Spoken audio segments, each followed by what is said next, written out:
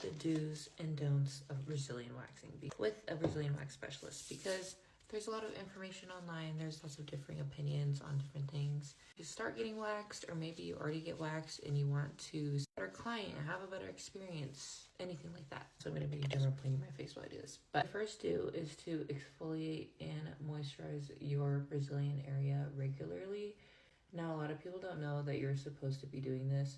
Totally understandable, because unless like a waxer has told you, you probably wouldn't know. I say to exfoliate 2 to 3 times a week. Some people can tolerate doing 4.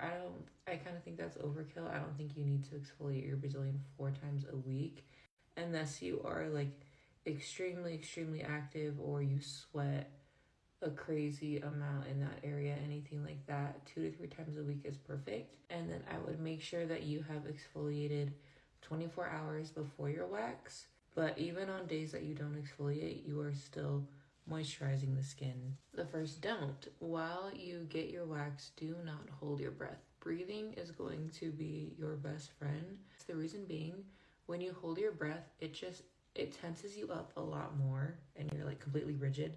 It hurts way more. I'm a Brazilian wax specialist. I'm also a hollow needle piercing artist. Even when people will hold their breath, like when I'm piercing them, anything that has to do with pain, holding your breath is going to make it 10 times worse. I just gave birth 3 weeks ago today. That's why I like haven't been active on here, and I find myself like holding my breath sometimes, and the pain was so much worse. You just have to breathe through it. It helps so much. So that's a super common thing that I'll see, especially when people are first starting, is they'll hold their breath to kind of like brace themselves before the pull. Don't do it. It'll just make it hurt a lot worse. Another do, you can take Tylenol beforehand.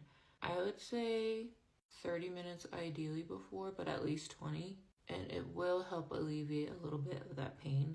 A Brazilian wax is never ever going to be completely painless. Like if you find a waxer online that is like promoting a painless Brazilian wax, it's really not possible. There are things that you can do to be more comfortable, and a lot of people, for them, Tylenol is one of those things.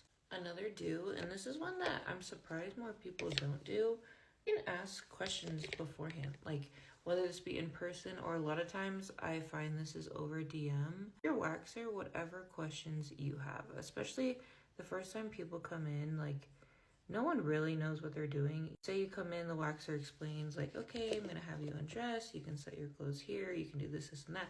Like you will probably still have questions about the service. Don't be